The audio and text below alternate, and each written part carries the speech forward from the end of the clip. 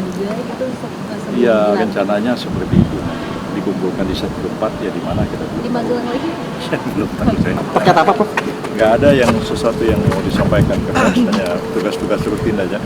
Yang Tapi ini harus dokumen saya, apa Prof yang ini laporan ke? dokumen putusan dari Mahkamah apa namanya, putusan Mahkamah Konstitusi. Yang Nah, itu terbaru ya, Prof? yang terbaru ya mengenai apa namanya, pelantikan kepala daerah yang terpilih ya. Sebagian kan sudah tidak ada sengketa, sebagian sengketanya baru dimulai di Mahkamah Konstitusi, dan yang sengketa itu kan sekitar 300-an, jadi lebih banyak daripada yang nggak sengketanya.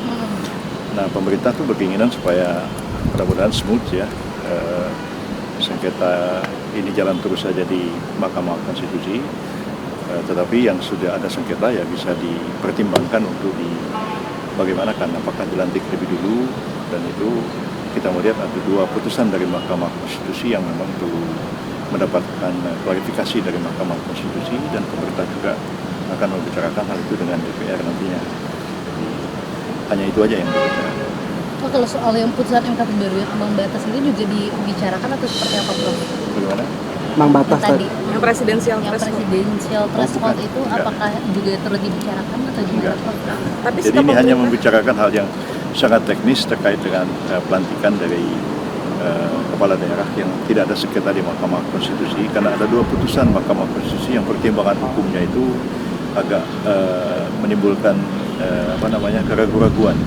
Apakah MK menghendaki pelantikan itu nanti serentak apabila sudah selesai sengketa, ataukah bisa dilantik yang tidak ada sengketa lebih dulu.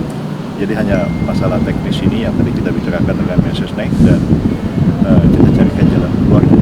Ada kemungkinan saya sendiri juga akan konsultasi lagi dengan Mendagri dan juga dengan Mahkamah Konstitusi bagaimana kita bisa memecahkan masalah teknis ini supaya tidak ada masalah di lapangan. Kira-kira kapan? Kapan Prof akan Prof diputuskan? Saya segera aja. Ya, jadi setelah pulang dari Mensesnek saya akan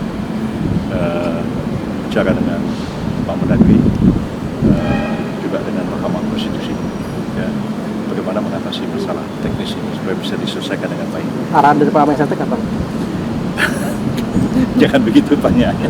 Dipastikan serentak ya, Prof ya? Artinya memang Kalau kita pelantikan ya? saling mendiskusikan, karena memang ini kan terkait dengan pelantikan kepala daerah, dan karena ini adalah putusan dari Mahkamah Konstitusi kan terkaitnya dengan Presiden juga, dan kan Mensesnek yang tangani, tapi kan banyak aspek-aspek hukum kan, dan saya juga harus memikirkan masalah ini. Prof, pertimbangannya Terkait apakah bulannya hanya belum ada aspek hukum, perubahan. apa aspek efektivitas pas pelantikan? Aspek-aspek hukum dan juga waktu juga, memerintahkan waktu berjalan terus ya, dan perlu ada satu sinkronisasi antara pemerintah pusat dengan pemerintah daerah, dan juga keinginan Bapak Presiden ya bahwa seluruh kepala daerah juga akan dikumpulkan seperti dulu para menteri dan kepala badan wakil menteri dikumpulkan di Magelang, supaya kita mempunyai persepsi yang sama terhadap masalah-masalah yang dihadapi oleh pemerintah. Nah, apalagi sekarang ini terkait dengan daerah, tentu harus ada sinkronisasi kebijakan pusat dengan daerah, terutama juga melaksanakan program-program pemerintah pusat supaya juga dilaksanakan oleh pemerintah daerah. Jadi karena itu pelantikan ini menjadi penting, dan karena itu perlu kita segera diselesaikan. Terkait bulan Berarti bisa pelantikannya Prof dikatakan belum ini ada. kepala daerah yang terpilih akan menjalankan semacam retret juga gitu sebelum Iya, dilantik. rencananya seperti itu. Dikumpulkan di satu tempat, ya di mana kita Di Magelang lagi? saya belum tahu saya. Prof, Prof, untuk terkait terkait bulannya, presidensial threshold itu kan terakhir pemerintah akan melakukan konsolidasi internal untuk menyikapi, untuk menyesuaikan pasal setelah putusan MK itu.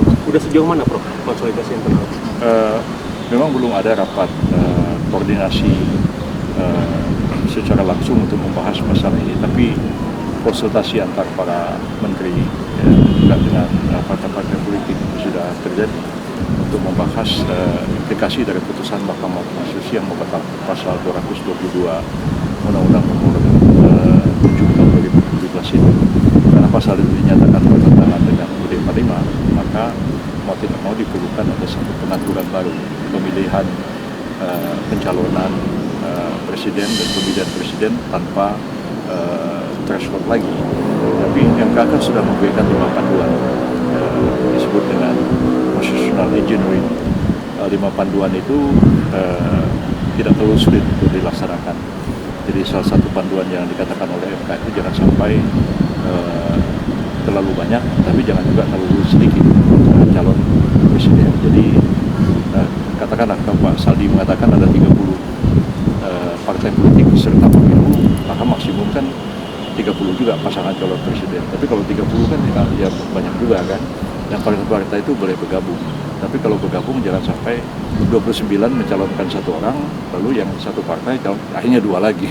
Jadi bagaimana mekanismenya itu in between antara terlalu banyak, terlalu sedikit. Nah itu yang mesti dikompromikan. Tapi pada prinsipnya threshold tidak ada lagi.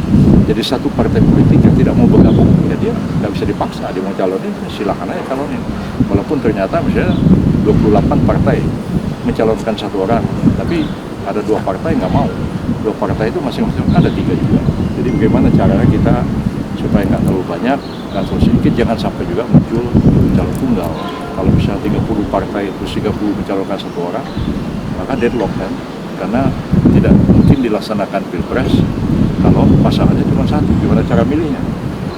Dan itu tidak ada mekanismenya di dalam UUD 45, kecuali kalau indirect demokrasi oleh MPR, kalau satu ya aklamasi. Tapi kalau seluruh rakyat kan nggak bisa aklamasi, itu masalah juga. Jadi saya kira hal-hal yang krusial seperti ini harus dipecahkan supaya proses pemilihan presiden dan wakil presiden tahun 2029 nanti berjalan dengan lancar. Tapi mungkin pada akhirnya nanti ada satu sikap pemerintah yang bakal ya, kalau ada satu sikap kan nanti dibawa ke DPR, karena memang memerlukan pembentukan peraturan perundang-undangan yang baru, diperlukan peraturan yang baru, norma baru sebagai pengganti dari pasal 222 yang dibatalkan. Ini sikapnya untuk waktunya belum ditentukan ya? Belum, kan masih lama sebenarnya. Itu kan untuk Pilpres tahun 2029. Mungkin ada kisi-kisi Prof sebagai pakar hukum, apa mungkin untuk membatasi agar calon ini nggak terlalu banyak?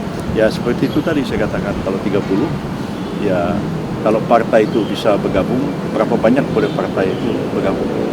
Jangan sampai misalnya, katakanlah misalnya, boleh bergabung 5 partai. Kalau calonnya 30 kan berarti maksimum ada 6 pasangan. Nah, tapi kalau misalnya tidak dibatasi, bisa 29 partai bergabung, bisa hanya ada 2 calon. Kembali lagi ke yang lama kan begitu. Ya, oke, makasih banyak ya. Jadi saya nggak ketemu presiden, ya saya ngomong-ngomong medsos. Jangan sampai salah paham. Itu Pak Prabowo mengenai